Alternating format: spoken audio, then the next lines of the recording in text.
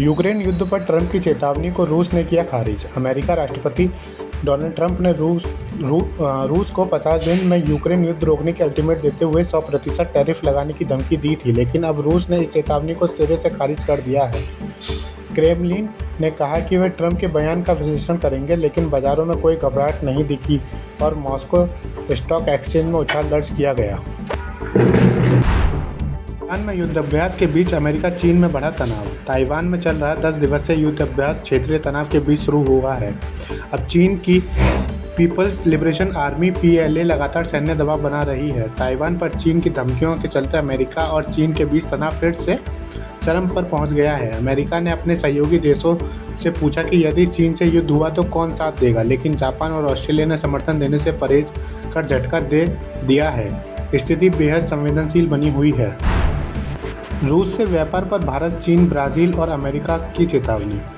अमेरिकी senator Graham और Blumenthal ने सैक्सन-यूरेशिया एक्ट 2025 के तहत रूस और उसके व्यापारिक साझेदारों पर सख्त कार्रवाई की मांग की है। उन्होंने भारत, चीन और ब्राज़ील को चेताया कि अगर ये देश सस्ता रूसी तेल खरीदते हैं तो उन पर 500% तक टैरिफ लगाया जा सकता है। यह बयान ट्रंप की 100% सेकेंडरी टैरिफ वाली चेतावनी के बाद आया है, जिसमें उन्होंने पुतिन को 50 दिन का अल्टीमेटम दिया है।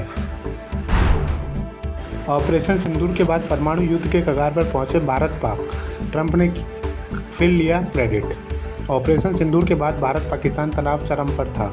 रिपोर्ट्स के मुताबिक पाकिस्तान के DGMO ने भारत से संपर्क कर सैन्य कार्रवाई रोकने की गुहार लगाई थी। जवाबी हमले में पाकिस्तान के ड्रोन और मिसाइल भारत के एयर डिफेंस सिस्टम के आगे विफल रहे। अब अमेरिकी राष्ट्रपति डोनाल्ड ट्रंप ने दावा किया है कि उन्होंने भारत-पाक युद्ध रोका जो परमाणु जंग में बदल सकता था। भारत हालांकि हमेशा तीसरे पक्ष की भूमिका से इनकार करता रहा है। अमेरिका के 20 से ज़्यादा राज्यों में ट्रंप प्रशासन ने ठोका मुकदमा। डोनाल्ड ट्रंप अपने ही देश में कानूनी मुश्किलों में गिरते नजर आ रहे हैं। अमेरिका के 20 से अधिक राज्यों ने ट्रंप प्रशासन के खिलाफ मुकदमा दर्ज किया है। आरोप है कि ट्रंप सरकार ने स्कूलों, समर प्रोग्राम्स और सामुदायिक शिक्षण केंद्रों के लिए तय अरबों डॉलर की फंडिंग पर रोक लगा दी है।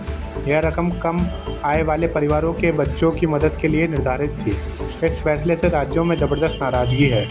Thank you so much for watching this video. Don't forget to like, comment, share, and subscribe.